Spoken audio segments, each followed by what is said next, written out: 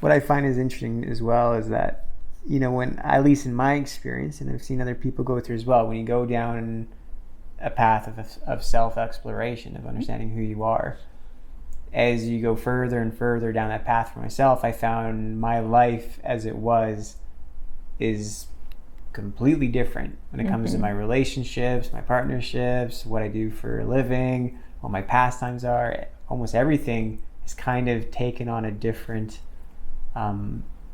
expression. Yeah, I saw a picture of you before your learning curve, and I couldn't even tell which one was you or your brother. For sure, I'm a completely different person as a result of it. And it doesn't mean that it was all good times on that journey. There was a lot of, difficult moments as I was shedding things and releasing things.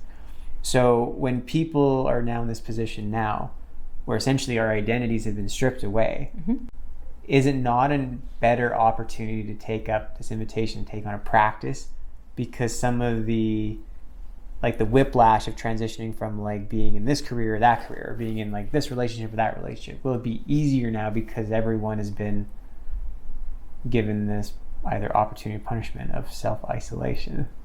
It's not an opportunity or punishment. That's just how people receive it. It's just one thing. Are you asking about to take on a practice for cultivation or practice for integration? For cultivation. I'm talking about someone who's just beginning, because this is essentially giving them that space in order to start doing the thing they've wanted to do for a while.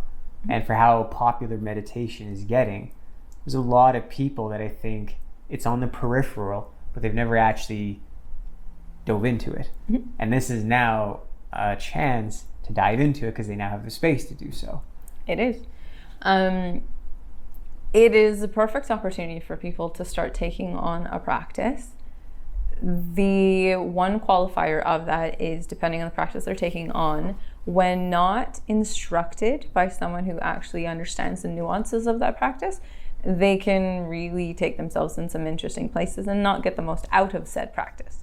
So when you're talking about a technique, there's always the caveat that you should do it under the tutelage of a qualified individual. Qualified doesn't necessarily mean anything in particular. It just means that person is a living embodiment of what they preach. That person knows how it works because they walked that path. And so that person can take you through it, because when you start to hit the walls as you're bouncing off trying to get to know a new environment, they can oh, no, go this way. Oh, no, go this way. They can help you get the most out of that cultivation, because most people have that trauma thing.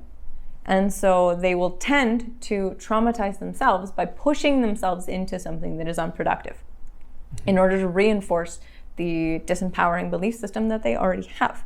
That's why most of us seek some sort of a healer as we're going along the process, because we just need somebody to check in and remind us that we're not actually crazy and we're not a horrible person. Sometimes the answer to both is yes, and that's okay. But the reason we take on a tutelage from the outside, whether it's a healer or a teacher, doesn't matter. The reason is to keep ourselves accountable. It is really easy to discourage yourself when you're leaning into the discomfort, when you're leaning into trying to glimpse or look at some trauma. To be able to do that in a productive way and not just re-traumatize yourself by playing the loop of what you went through, that is incredibly hard to navigate. And so that's where people do tend to lean towards finding communities of support, like-minded individuals to bounce off of one another, or a teacher who can take them through that process. So there is great benefit to doing it under the care of someone who can keep you accountable to the process. But not necessary. Not necessary, but be aware of where you genuinely are in your process. And so it's a great time to take on techniques, but also make sure you're vetting the technique, vetting whoever's guiding you through it, and also just staying on track with what your motivation was. If your motivation was healing, then if you're sitting there getting more traumatized by it, you're not moving towards healing. There's a little bit in there that's discomfort, and then you pop out the other side. But and that little bit could be a month, it could be a day, it could be 10 years. And it's also important to be mindful of your connection to that technique. Like if you get too attached to it, then you kind of get stuck. Yeah. Well, if you're talking about beginners, then that's not a concern until a couple of years later. But there are people who beginners, intermediate, experts. There's a lot of people that get stuck. There are. Yoga is notorious for that. People use the same progress to cultivate, to integrate, and they forget to switch gears. Mm-hmm. And so when they're using their practice as a way to push their boundaries or lean into some discomfort in order to heal something, then when they've found that edge, they get used to that edge being the point of their practice, and they never pull back from it to allow their body to integrate any of it or allow their psyche to integrate any of the benefits of the practice. Mm-hmm. And so then it just becomes routine and not practice. Mm-hmm.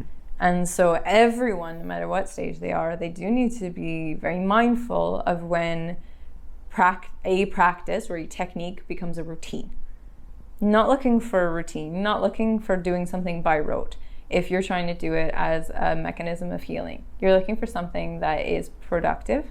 And sometimes your practice isn't terribly productive, but it's just that space, that stillness, and you hit a plateau for a while, and that's okay. Usually the plateau doesn't mean you're stuck. It means you needed to integrate something. Mm-hmm. So turn your attention back on, okay, what am I integrating? What do I need to make solid first before I can move forward? Because until you can turn your attention on that and actually do that integration stage, you can't go to the next stage. Mm-hmm. You'll be in that plateau for 10 years if you don't let anything settle. Mm-hmm. So it's almost like if people give too much power over to a technique, they say like, well, I go to yoga consistently 3 times a week, or I float consistently twice a month. And they just say, as long as I keep doing that routine of floating, I'm going to go further along my path. It's compensatory. It may or may not work. The technique in and of itself is not the mechanism for the change. It is the catalyst for the change. You need to apply other things to it. Yeah. We went over that already. Yeah. So yes, consistency is key towards making progress. However, you have to show up too. Yeah. And that's what I mean when I just doing those things isn't enough. You have to take advantage of those things. Mm-hmm. They are a technique, not an answer. You need to show up to them. It's not like that just has a power that's going to just impose itself on you because you're just there, or you're just spending your time in that moment. Yeah, and the more people chase that every time they engage with a particular thing, they're going to have the same experience or the same fallout, whatever the word is, the less powerful that practice becomes. Mm-hmm. Because you're walking in with that expectation and you're not actually allowing room for a natural revelation to occur. Natural revelation doesn't occur when you're chasing it. Reaction does. You'll find out a lot about your psychological patterns when you're chasing them, but you won't find the answers to the revelation. Mm-hmm. That doesn't happen until you let your guard down. Every time. It's like you'll never find your keys while you keep looking for them. Mm-hmm. You gotta if you're pushing it, you're just gonna get in your way. You can literally look at them 10 times and you won't see that they're there. Yeah. All about surrender. Yeah.